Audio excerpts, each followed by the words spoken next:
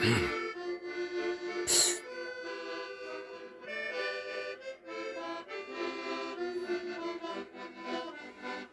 à tous, ravi de vous retrouver pour ce journal spécial. En cette veille de week-end pascal, nous sommes en vieille ville de Sion. C'est là que se tient le traditionnel marché de Pâques de la ville et nous vous proposons de parcourir ces rues avec nous. Dans ce journal, nous irons également sur le chemin de croix de Longeborn sur les hauteurs de Bramois. Nous prendrons également la tendance du côté des acteurs touristiques à la veille de ces vacances de Pâques. Et puis vous entendrez Gilles Cavin, le président de l'église réformée en Valais, mais aussi Thierry Maillard, vicaire général du diocèse de Sion. Avant tout cela, nous allons à la rencontre des passants.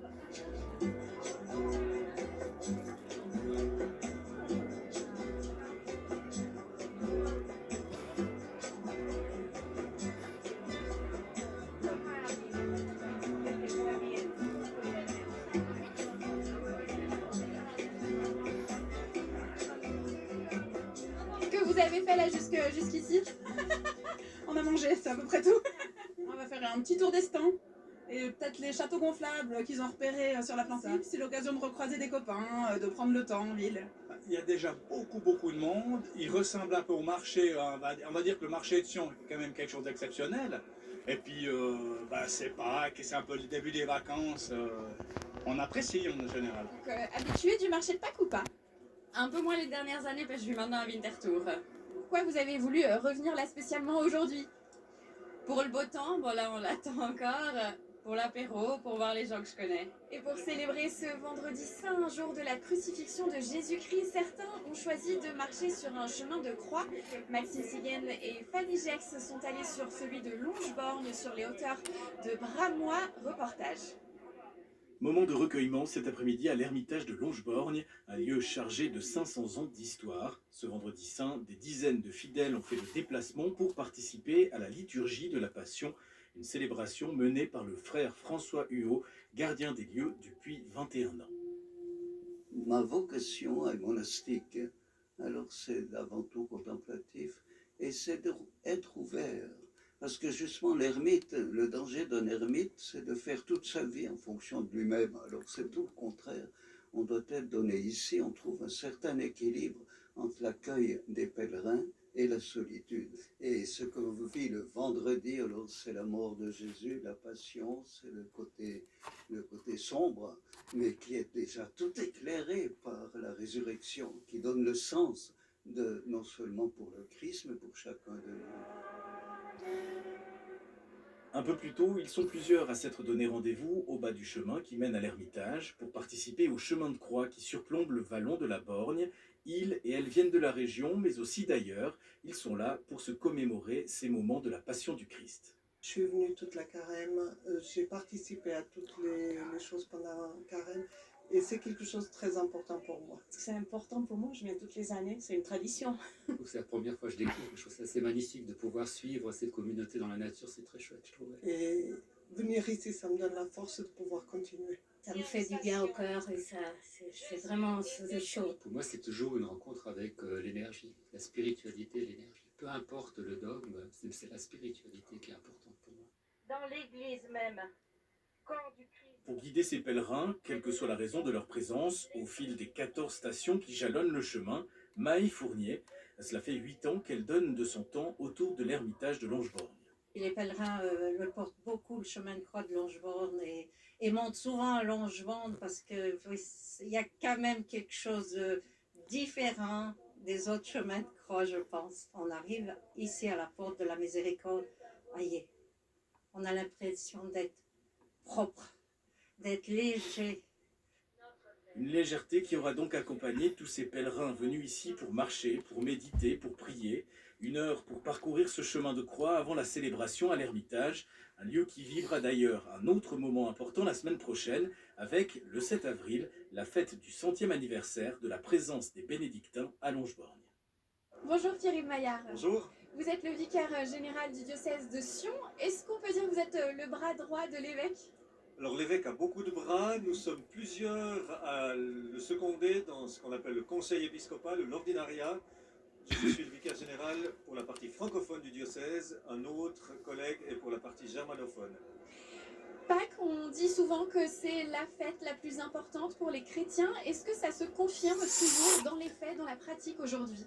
Oui, avec Noël, je dirais, mais c'est bien sûr le cœur de l'année liturgique. C'est les célébrations où nous faisons mémoire des derniers jours de la vie du Christ, sa mort, sa passion, sa résurrection. C'est une célébration sur 3 jours.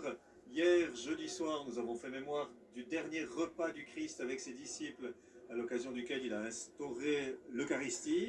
Aujourd'hui, c'est le chemin de croix, la célébration de la passion, la mort de Jésus-Christ. Et déjà demain soir, la vigile pascale avec l'annonce de sa résurrection et la messe du dimanche de Pâques. On a entendu dans la presse, ou lu dans la presse en tout cas cette semaine, que les fêtes de Pâques sont très suivies, notamment dans les EMS, c'est-à-dire plutôt chez les personnes âgées. Est-ce que vous êtes d'accord avec ce constat que les jeunes ont un désamour aujourd'hui pour la religion? Alors, les fêtes de Pâques sont importantes pour tous les chrétiens, quel que soit leur âge.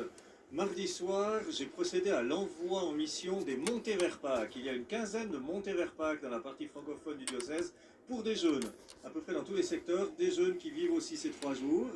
Cette semaine, notre évêque, Monseigneur Jean-Marie Lovet, est à l'hospice du Simplon pour une montée vers Pâques avec les familles, avec des jeunes enfants. Pour ma part, ces jours-ci, je suis avec la Scola, le chœur de jeunes et d'enfants qui accompagne aussi l'évêque ici à Sion, à la cathédrale et à l'église du Sacré-Cœur. Ce n'est pas seulement les personnes âgées, c'est aussi des jeunes, de nombreux jeunes qui vivent ces temps forts de Pâques ensemble en communauté. Et qui vont encore à l'église aujourd'hui, de façon Oui, générale? on va seulement dire encore, qui vont à l'église aussi. Alors, tous n'y vont pas, nous sommes ici au plein cœur du marché du Vendredi Saint à Sion. Tous ne vont pas aller à l'office de la Passion cet après-midi ou ce soir. Mais le sens de Pâques, c'est aussi de rappeler la présence du Christ aux côtés de toutes les personnes, ici aussi, dans ce marché. Et si les gens peuvent se souvenir que la passion et la résurrection du Christ est l'occasion de faire mémoire de cette présence du vivant, du ressuscité qui est là, quelles que soient nos situations. Il y a des gens qui sont joyeux ici dans les rues, il y a des gens qui sont peut-être en peine, en deuil, en tristesse, en souffrance, mais que tous puissent se souvenir que le Christ aujourd'hui traverse aussi ces rues et vit son chemin de croix avec chacun. C'est aussi ça le sens de Pâques. L'Église catholique sort de plusieurs mois un petit peu difficiles, notamment liés à ces cas d'abus sexuels. Est-ce que vous sentez que ça a une influence, alors en ces temps de Pâques parce qu'on est particulièrement attentif, mais sur la pratique, sur la religion? Est-ce qu'il y a des personnes qui se sont peut-être détournées? Alors je dirais 2 choses. D'une part, il faut vraiment continuer à lutter absolument contre toute forme d'abus. Et c'est très bien si ces épreuves que l'Église traverse actuellement peuvent conduire l'Église à une attitude plus humble, plus proche de celle du Christ. Eh bien, ça n'aura pas été en vain et il faut absolument continuer ce chemin. Ceci dit, encore une fois, nous sommes avec notre évêque souvent aussi dans des visites pastorales, dans des secteurs, dans des paroisses. Il y avait le Festival des familles il y a quelques semaines, 1000 personnes au Labyrinthe Aventure. Il y avait la journée des conseils de communauté, il y avait la session pastorale. Plein de lieux qui témoignent d'une église bien vivante. Et à côté de la crise des abus, la vie est là et il y a plein de personnes qui s'engagent et plein de personnes qui vivent les célébrations de Pâques avec joie aussi. Vous restez confiant donc pour l'avenir de votre communauté ici en Valais? Mais oui, absolument. Au-delà des statistiques, il faut voir les personnes, il faut voir ceux qui sont là et c'est plein d'espérance. Merci beaucoup en tout cas Pierre-Yves Maillard d'avoir été avec nous. On vous souhaite un très bon week-end pascal. Merci à vous aussi, bonne fête.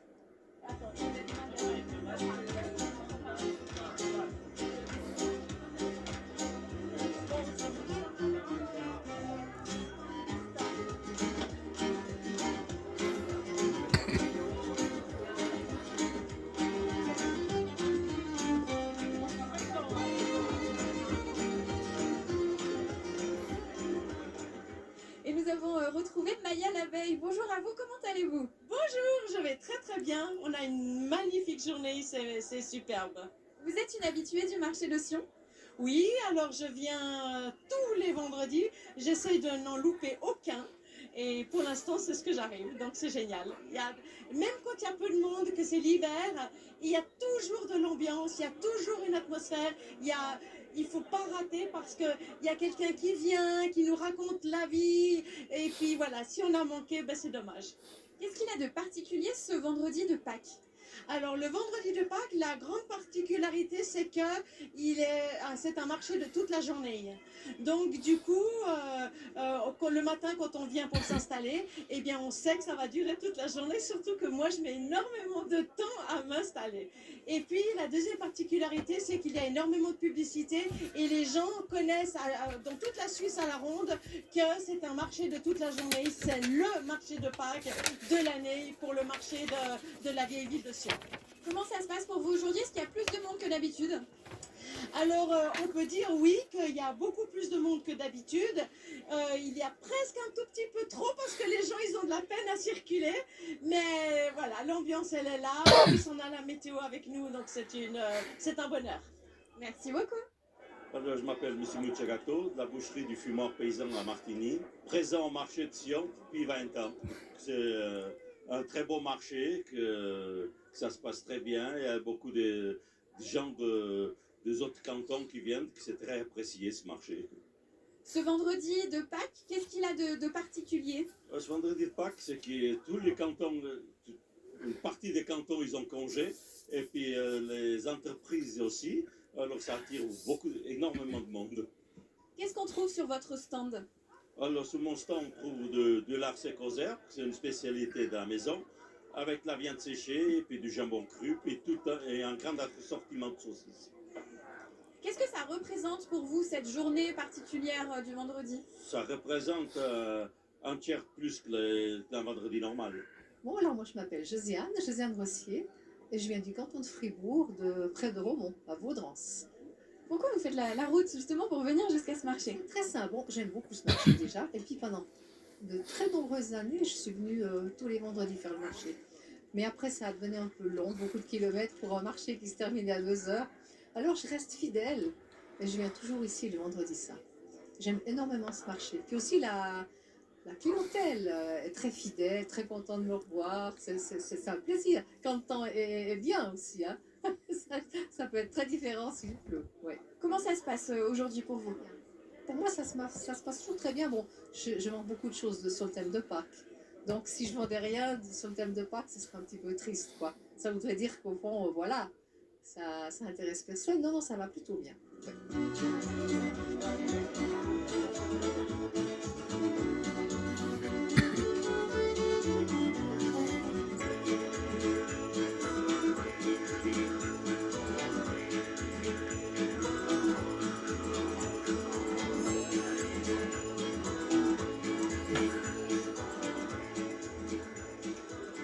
Bonjour Gilles Cavin, vous êtes le président de l'église réformée en Valais. Alors, église réformée protestante, est-ce que c'est la même chose? Alors communément on dit qu'on est l'église protestante, formellement on est l'église réformée évangélique du Valais. Le protestantisme dépasse les frontières de notre simple église. Quelle est l'importance de votre communauté ici en Valais? Actuellement au Valais nous sommes environ 20 000 protestants déclarés auprès des communes. C'est beaucoup moins que l'église catholique? Bien sûr, on est dans un canton catholique, on est une église minoritaire. Par contre, on a les mêmes droits et devoirs que l'église catholique. On est aussi reconnu de droit public par la Constitution valaisanne. En ce week-end de Pâques, il y a des similitudes. Comment vous célébrez ce week-end pascal? Alors, pour les protestants, on pourrait dire quand même pour le christianisme dans l'ensemble, mais pour les protestants, la fête de Pâques, c'est probablement la fête centrale. C'est là que se joue notre foi chrétienne. Vendredi saint, la crucifixion du Christ, et puis le dimanche de Pâques, la résurrection, et puis tout va s'articuler là autour. Nos autres fêtes chrétiennes prennent du sens parce qu'il y a Pâques, et s'il n'y avait pas Pâques, on ne serait pas là. Comment vous célébrez ça? Est-ce qu'il y a des temps forts particuliers ce week-end? Alors, vendredi saint, c'est l'occasion pour toutes les paroisses d'avoir un culte autour des récits de la Passion. Souvent, c'est des cultes qui sont assez simples, dans lesquels on va lire le récit de la Passion de A à Z. Et puis, traditionnellement, aussi dans les cantons protestants, c'est un jour férié. Donc, c'est vraiment quelque chose d'important pour les protestants. J'ai entendu dans ma paroisse qu'à l'époque, nos âgés actuellement avaient congé, pouvaient obtenir congé le jour de vendredi saint. Même ici en Valais? Même ici en Valais. C'est pas le cas aujourd'hui? Non, c'est pas le cas aujourd'hui. Mais les écoles sont fermées actuellement. Il y aura d'autres temps forts ce week-end?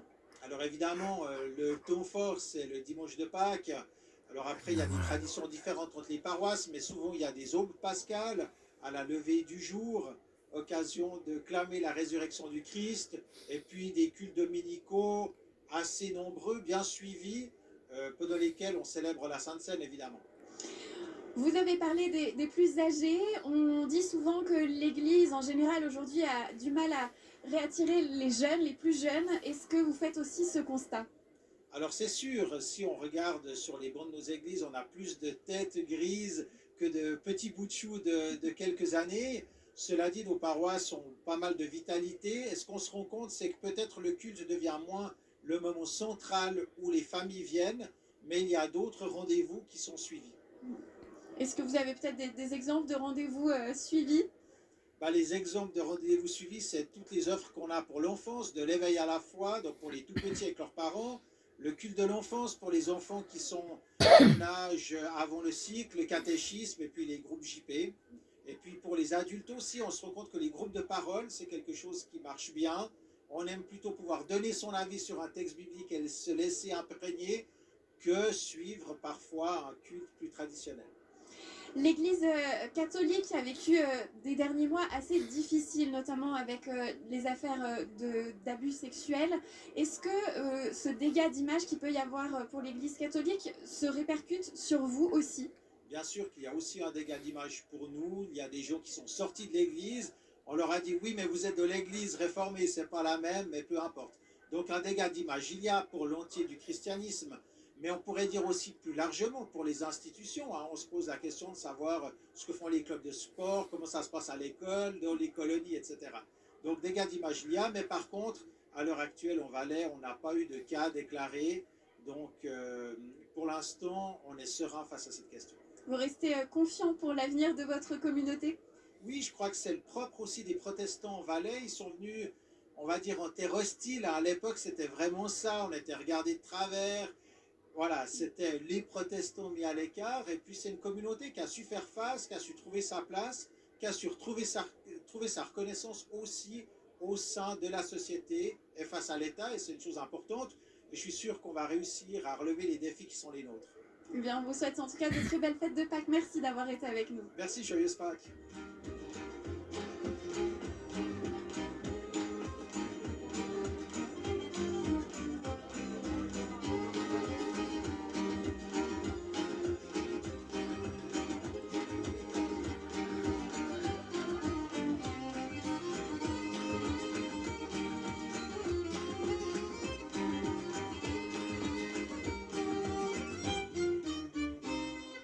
Le week-end de Pâques, c'est aussi le début des vacances. Au soleil, au ski ou en Italie voisine, où passerez-vous ces congés? Eh bien, Robin Torrent a essayé d'en savoir plus sur les tendances touristiques pour cette période de relâche qui arrive un peu plus tôt cette année et les destinations lointaines ou la côte. Les vacances de Pâques, souvent la première escapade de l'an pour les Valaisannes et Valaisans.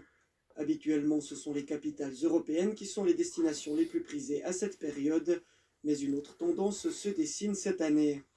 Pâques étant très tôt, ils ont décidé de partir plutôt loin. Nous avons quand même des gens qui sont partis en Floride, qui sont partis en Égypte, des pays chauds. Les croisières également ont toujours le vent en poupe, c'est le cas de le dire. Des croisières en Méditerranée ou des croisières aux Caraïbes qui ont été réservées. Et également des voyages plus loin, c'est-à-dire en Asie, en Vietnam. Des séjours long courrier qui ont été réservés également. Plus proche de chez nous, l'Italie reste la destination la plus choisie selon les différentes agences de voyage consultées. L'Office fédéral des routes a déjà prévenu de gros embouteillages durant le week-end, notamment entre Vevey et Martigny. Ces fêtes pascales précoces sont également une dernière occasion de chausser les skis. Selon l'Observatoire valaisan du tourisme, les réservations sont 3% plus élevées que l'an dernier dans le canton. Reste à souhaiter que la météo ne joue pas les troubles fêtes. C'est la fin de cette édition. Merci de l'avoir suivi. Merci à Raphaël Teller et Stéphane Vicky derrière les caméras. Nous nous retrouvons mardi pour un nouveau journal. Le temps de mettre nos pendules à l'heure puisque n'oubliez pas, dimanche, nous changeons d'heure. Je vous souhaite de très belles fêtes de Pâques et je vous dis à bientôt.